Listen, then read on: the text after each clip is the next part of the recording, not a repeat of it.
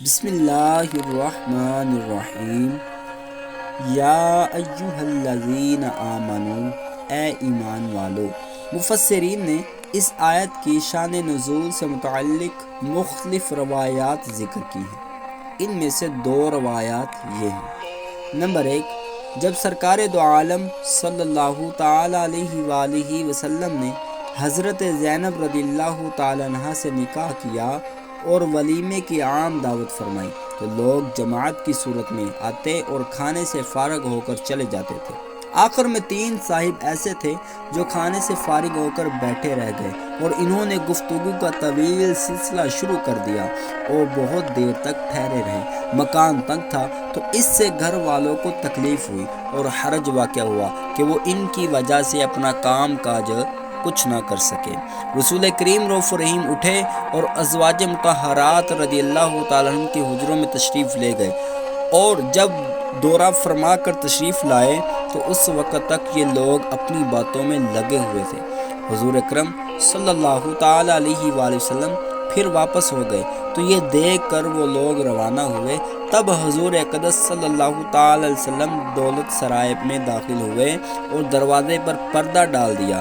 اس پر یہ آیت کریمہ نازل ہوئی۔ نمبر 2، مسلمانوں میں سے کچھ لوگ نبی کریم رؤوف رحیم کے کھانے کے وقت کا انتظار کرتے رہتے تھے، پھر وہ آپ کے حجروں میں داخل ہو جاتے اور کھانا ملنے تک وہی بیٹھے رہتے تھے، پھر کھانا کھانے کے بعد بھی وہاں سے نکلتے نہ تھے اور اس سے رسول اللہ صلی اللہ تعالیٰ علیہ وآلہ وسلم کو اذیت ہوتی تھی۔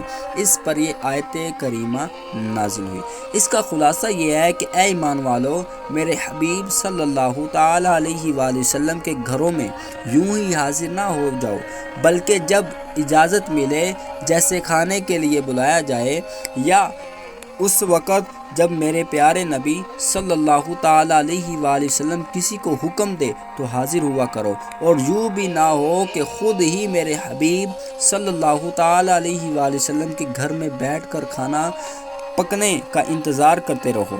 ہاں، جب تمہیں بلایا جائے تو اس وقت ان کی بارگاہ میں حاضر ہو اور آداب کا مکمل خیال رکھا کرو۔